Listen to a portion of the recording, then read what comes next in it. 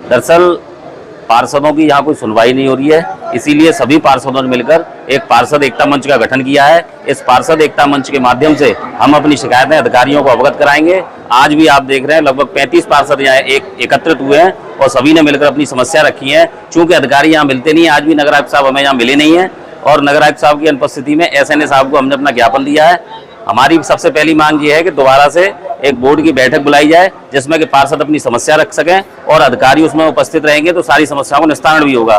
साथ ही पूर्व की बैठक में छकोड़ी लाल द्वारा पार्षदों के साथ जो गलत व्यवहार किया गया था तो उसमें कहा गया था कि इनको दंडित कर इनको उनके पुराने मूल पद पर भेजेंगे, लेकिन ऐसा अभी तक नहीं किया गया है। तो आज ये मांग की गई है कि 15 दिन के अंदर अगर छकोड़ी लाल को वो उनके मूल पद पर नहीं भेजते हैं तो ये पार्षद एकता मंच 15 दिन के बाद फिर दोबारा से धरना अनशन पर बैठेगा। इसलिए हम सभी अधिकारियों को चेताना चाहते हैं, कहना चाहते हैं कि अधिकारी पार्षदों की बातों को सुने, उनका निस्तारण करें। यहाँ अधिकारी जो नगर निगम के अंदर तैनात हैं वो इसलिए हैं कि क्षेत्र की जनता की समस्या जो पार्षद लेके आते हैं उन समस्याओं को सुने और उनका निस्तारण करें। एकता मंच कौन है? सत्ता तक इसमें सभी हमारे पार्षद एकता मंच में किसी दल की बात नहीं है, किसी की बात नहीं है, सभी लोग क्षेत्र की समस्याओं के लिए एकत्रित हुए। इसमें सभी दल के पार्षद हैं। हमारा कोई राजनीतिक ये मंच नहीं है, ये सिर्फ पार्षदों की एकता के लिए और पार्षद जो है वो सिर्फ क्षेत्र की समस्याओं को खत्म कराने के लिए एकत्रित हुए हैं। मैं वार्ड नंबर 54 से पार्षद हूँ। किस तरह की समस्या है आपके पास? वार्ड नंबर 54 कच्ची आबादी में आता है। वहाँ की जो ज्यादातर गली है जो कच्ची है, पानी की भी सुविधा नहीं है। वहाँ पर पाइपलाइन का जो पानी है, ज्यादा जो पानी आता है पाइपलाइन जो डली हुई है उस एरिया में वो भी ऊंची नीची डली है, जहाँ जिससे जनता को पूरी तरह से पानी नहीं मिल पा रहा है। क्या मानते हैं विकास को बड़े-बड़े दावे करता है? जी 2 साल हो गए, 2 साल हो गए कल नगर निगम में मुझे आते हुए, लेकिन जिस तरह से वक्त गुजर रहा है उसी तरह से विकास नहीं हो रहा है। वार्ड नंबर 54 जो कच्ची गलियां हैं जहाँ की वहाँ जाकर सारे अधिकारी अपने जाते हैं, मुआयना करते हैं, लेकिन कोई रिजल्ट नहीं निकलता उसका। सिर्फ जाते हैं और वापस आते हैं। और यहाँ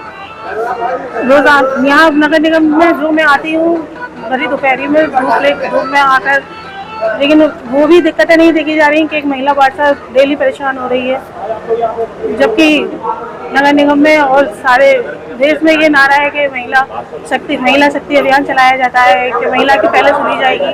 लेकिन मैं यहाँ जो देख रही हूँ ऐसा कुछ है नहीं। सिर्फ एक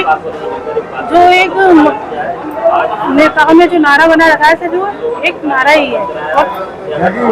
और भी कहना है क्या वो महिलाओं को सुनती है?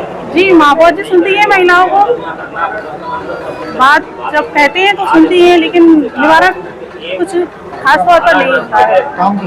जी काम तो खास ज्यादा नहीं हो पाता है। देखिए, इस पार्षद एकता मंच का उद्देश्य सिर्फ और सिर्फ अपने क्षेत्रों की समस्याएं जो लगातार हम लोग नगर निगम में बता रहे हैं उनका निस्तारण कराना है।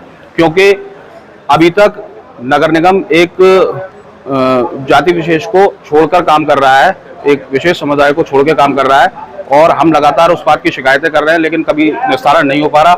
लोग ऐसी स्थिति में जी रहे हैं, वहाँ पे नरकीय जीवन जी रहे हैं कि वहाँ से बाद मरने के निकलना तक मुश्किल है। लाशें जो बाद मर जाता है इंसान, उसके बाद उसकी लाश निकलना तक मुश्किल हो जाती है। और हम आपके चैनल के माध्यम से फिर से ये निवेदन कर रहे हैं नगर आयुक्त महोदय से कि कृपया करके जो नई आबादी के क्षेत्र हैं उनकी समस्याओं का निस्तारण करने का कष्ट करें।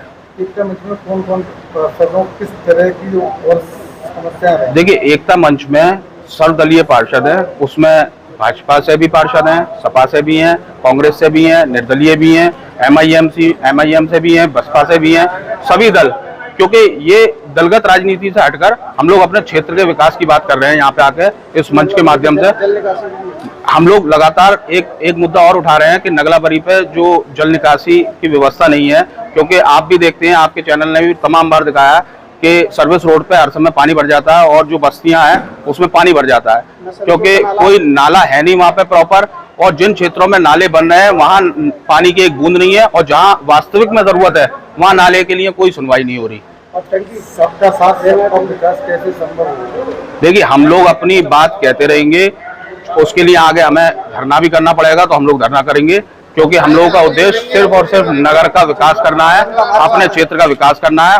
उसी के लिए जनता ने हमें चुन के यहाँ भेजा है। आज अधिकारियों ने किस तरह का आश्वासन दिया? देखिए, नगरायुक्त महोदय मौजूद नहीं थे। नगरायुक्त महोदय की गैर मौजूदगी में SNA साहब ने हमारा पत्र लिया है, हमारा ज्ञापन लिया है और उन्होंने आश्वस्त किया है कि जल्द से जल्द आपकी समस्याओं का निस्तारण किया जाएगा।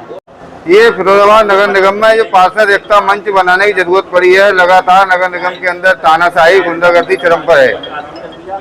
जो कर्मचारी अधिकारी मनमानी करते हैं, तानाशाही करते हैं, उनको ही प्रमोशन कर दिया जाता है, जबकि बोर्ड की सदन की मीटिंग में और वैसे भी पार्षदों के द्वारा लगातार उनके खिलाफ शिकायत की जा रही है, लेकिन नगर आयुक्त महोदय के द्वारा उनका प्रमोशन कर दिया जाता है।